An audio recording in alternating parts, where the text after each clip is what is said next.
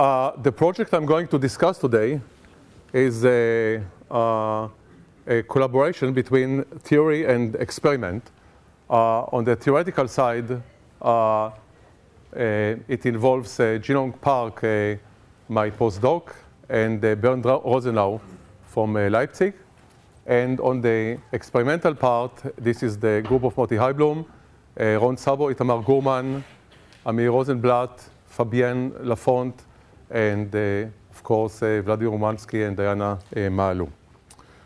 So the project has to do with the edges of the fractional quantum Hall systems, and more specifically, edges of Hall conjugate quantum Hall systems. And an example for Hall conjugates are systems with a filling fraction which is between 1/2 and 1.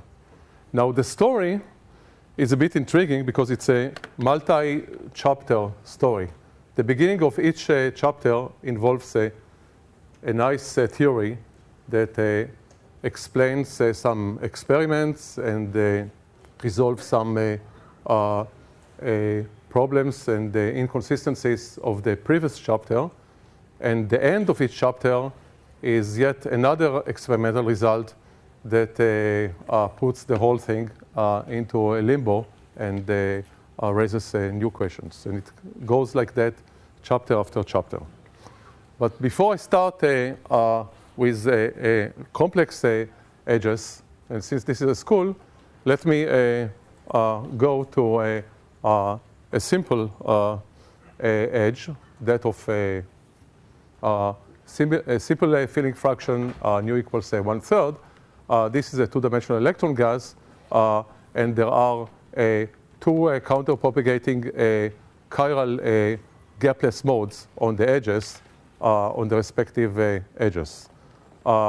This picture of counter-propagating modes is consistent, or it can derive its intuition from a skipping orbit of a semi-classical picture. When the direction of propagation is along the direction of the skipping orbits, we call it a downstream flow.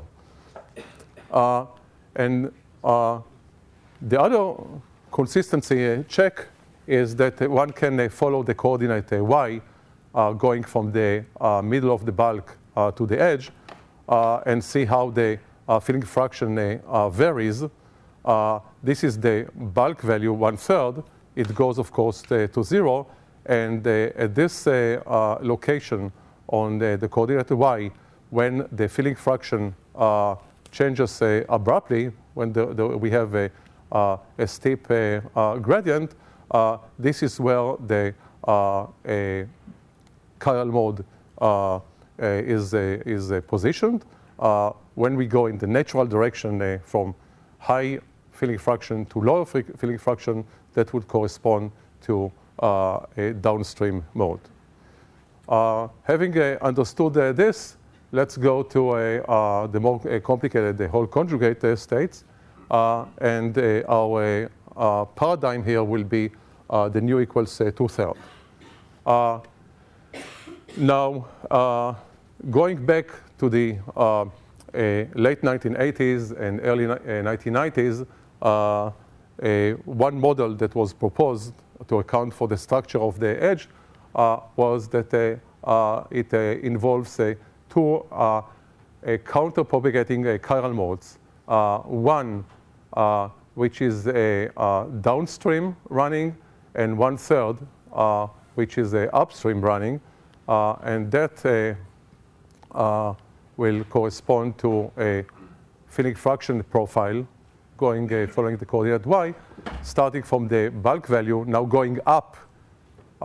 This steep gradient will correspond to an upstream propagating mode, and then going down from 1 to 0.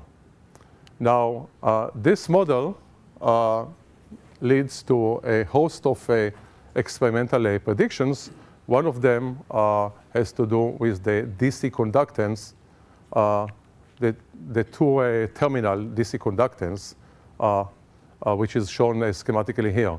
So if a DC current has to flow from this reservoir to this reservoir, we have two channels that can carry this current. The downstream one channel, and the upstream 1/3 channel. Altogether, they would give rise to a conductance of 4/3. And the problem with the model is that no experiment has measured this 4/3.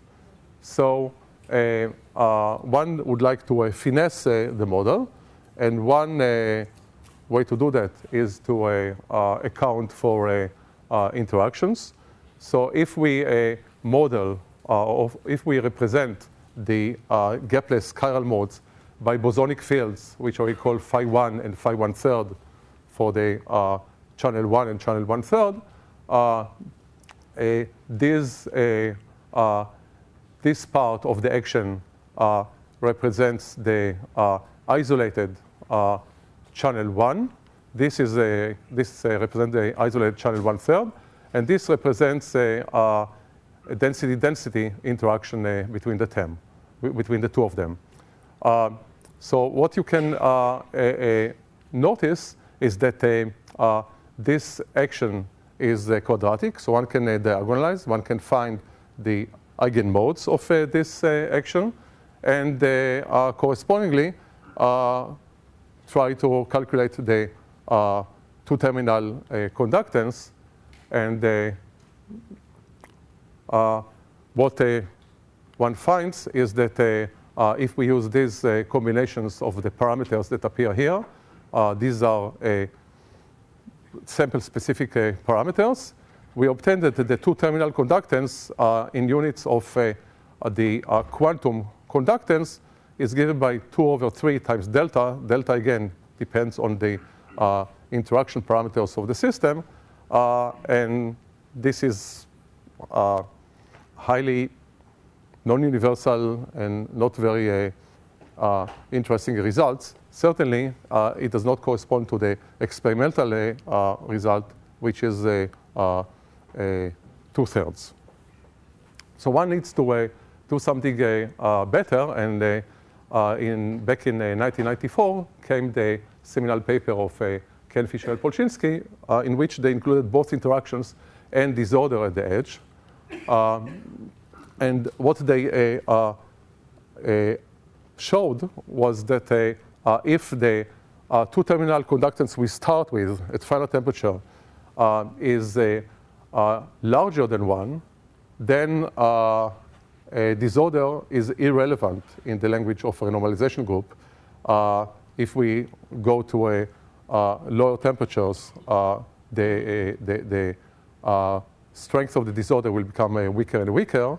Eventually, we end up with a disorderless system. And as I've shown before, when we have only interaction without disorder, the result is uninteresting and non-universal. On the other hand, if the disorder, if the conductance, the two-terminal conductance is smaller than 1, disorder is relevant.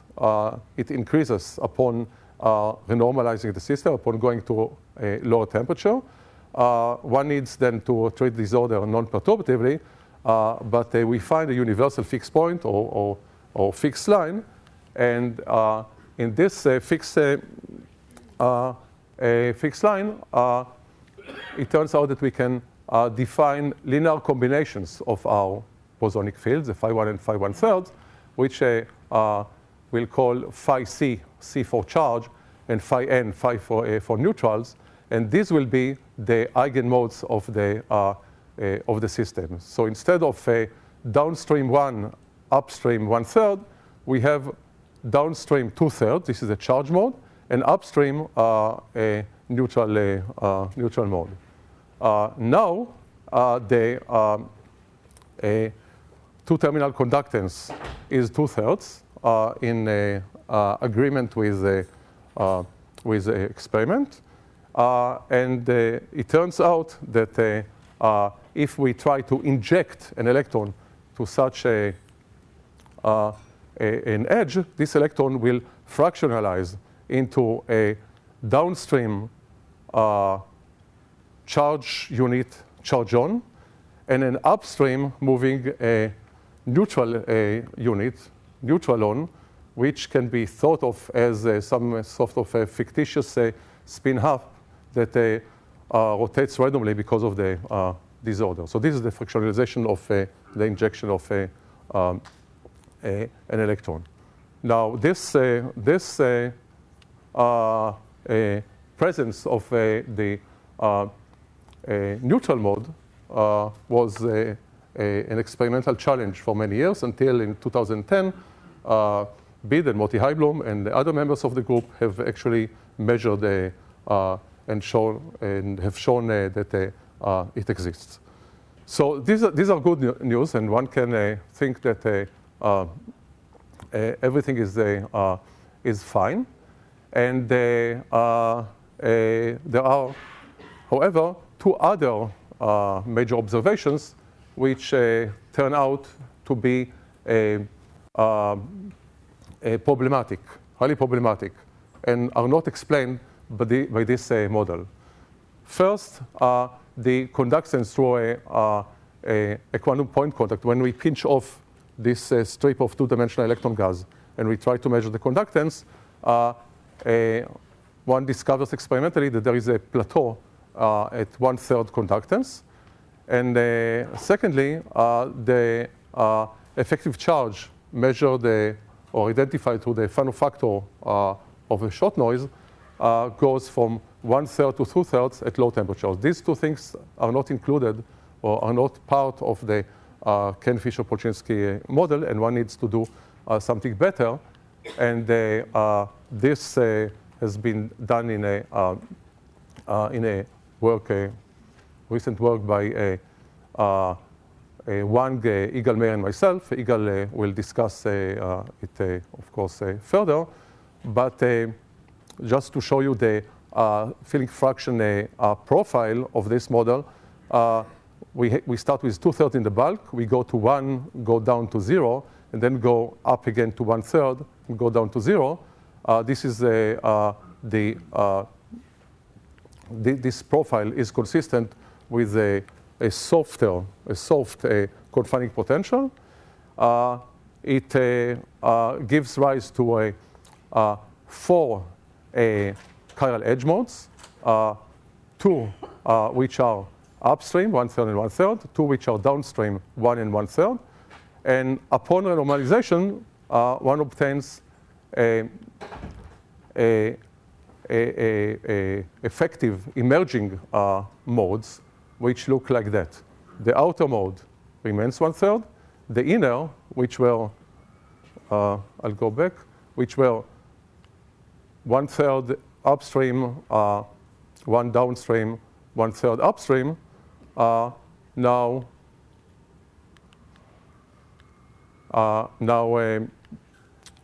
involve 2 upstream neutrals and 1/3 going downstream. So this looked like a nice thing because it was consistent with the measurement of upstream neutral modes.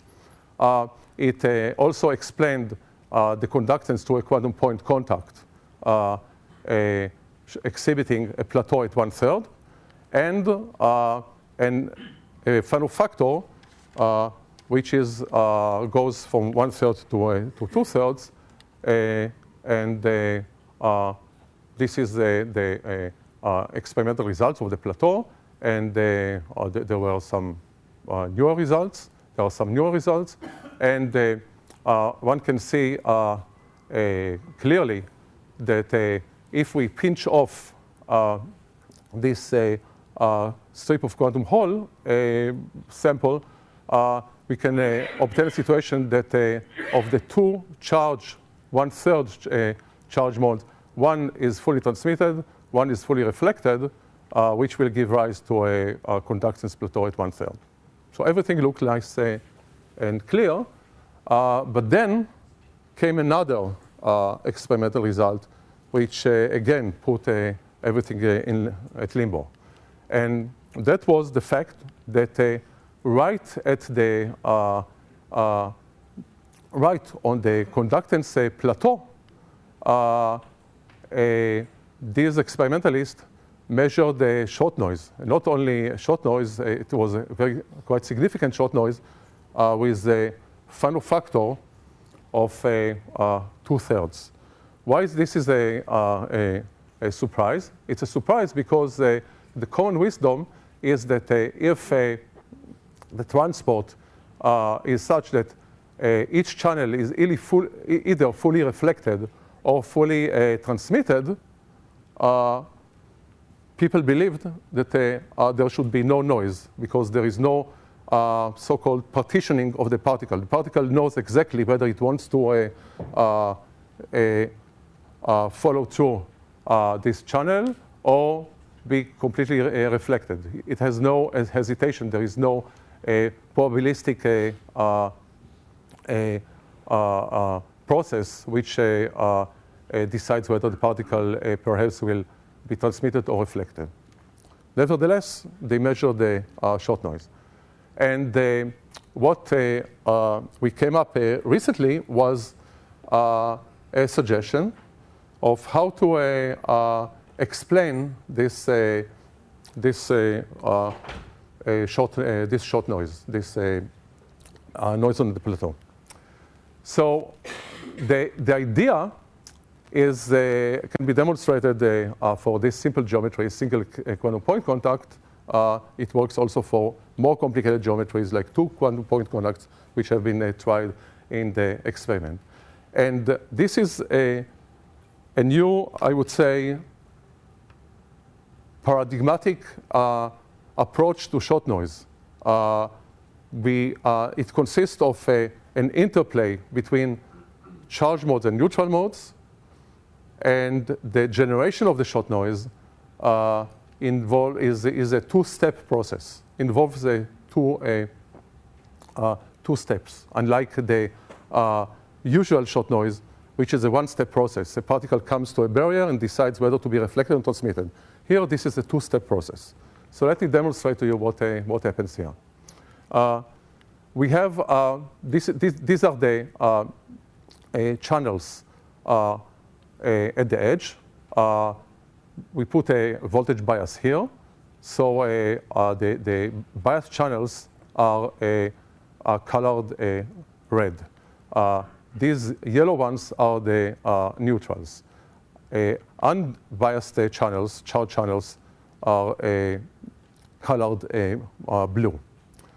So particles are shot from here, and they proceed either that way or that way.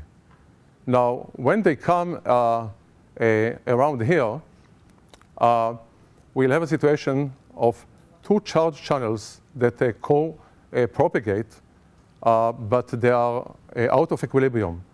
So quasi-particles would like to tunnel from here to here in order to equilibrate. But it turns out that the tunneling of quasi-particles from here to here will involve also, must involve the generation of neutral quantities, neutralons here. And the reason is that one needs to conserve quantum numbers. And these quantum numbers necessitate the generation of neutralons. So the equilibration process generates neutralons. This is step number one. We can generate two neutralons on the neutral channel 1, or one neutron on channel 1 and channel 2, whatever. And of course, the quasi-particle that came from here and tunneled to the other charge channel and generated a charge on. So a quasi-particle here disappeared and created a charge on here and two neutrons here. Now the two neutrons start moving upstream.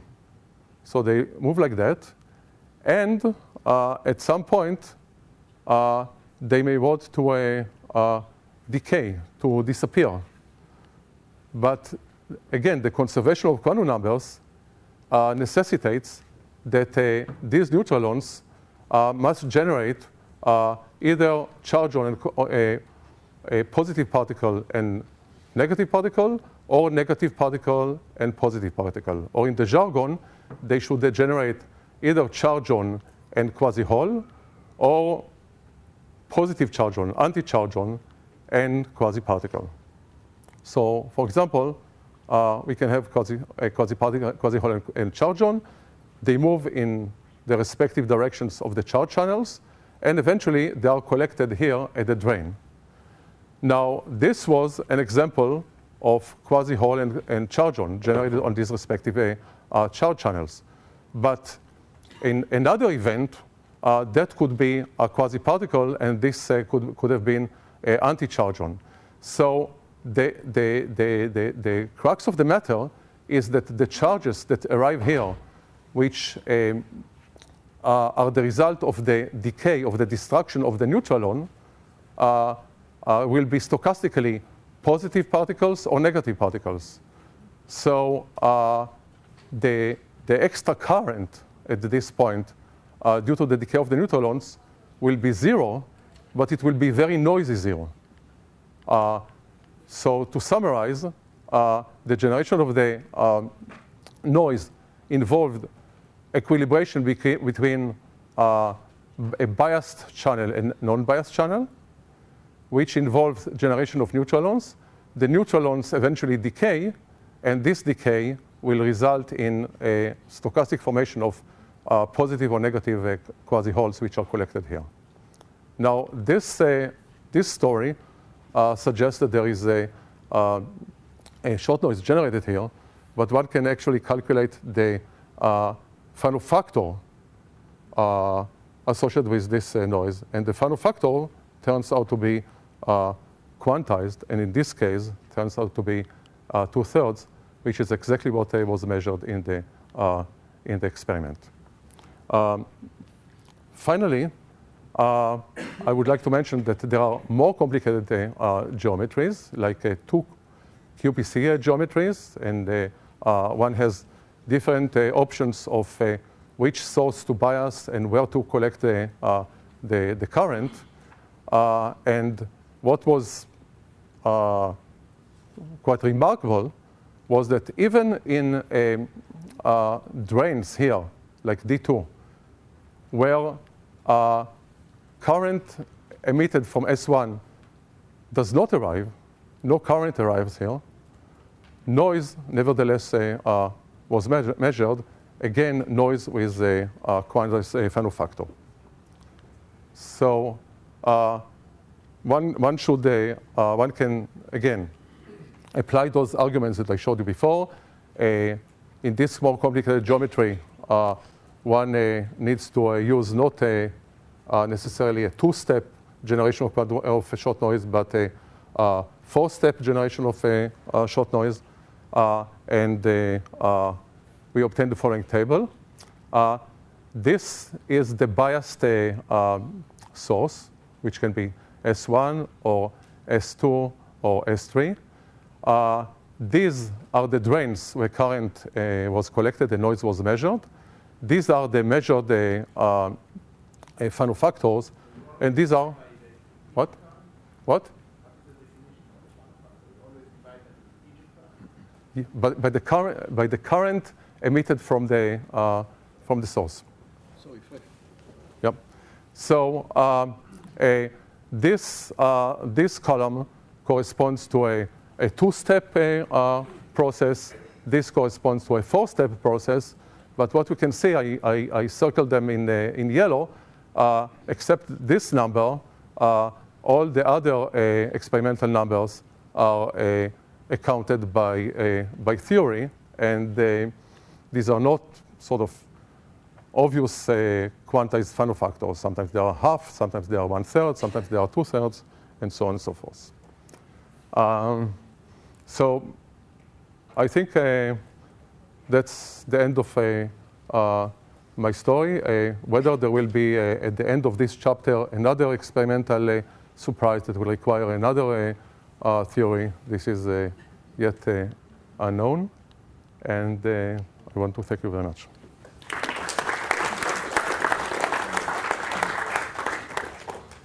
Okay, talk is open for questions.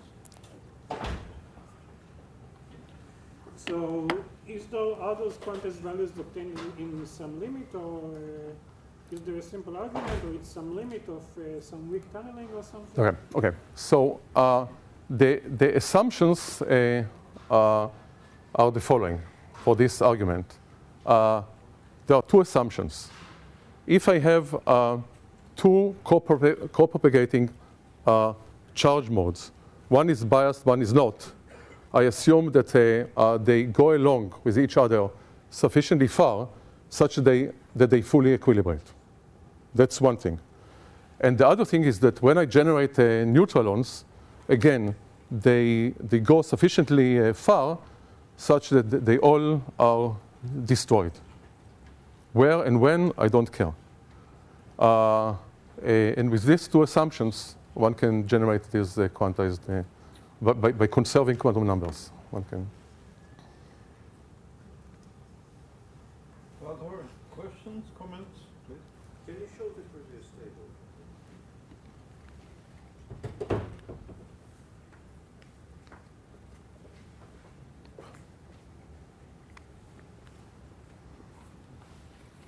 Yep. Here, in the two leftmost table, it seems like theory 2 works. In the rightmost table, theory 1 works. Yeah. So this is. Theory depending on the experimental setup, or is there a simple reason? Okay. So I didn't have time to explain what is the four-step theory, but indeed, here in these two steps, we find correspondence going to the four-step process. Here we find a correspondence going to the two-step process. So we have different, there are different scenarios, different possibilities why the other two steps are killed or inefficient. But that would depend on details of the experiment, and we are now discussing it with Moti, but the characterization of the system is not perfect. So indeed, it's not understood why here you will need to give up the fourth order if you want, and stay with the second order. Okay, if there are no further questions, we thank you, Yuval.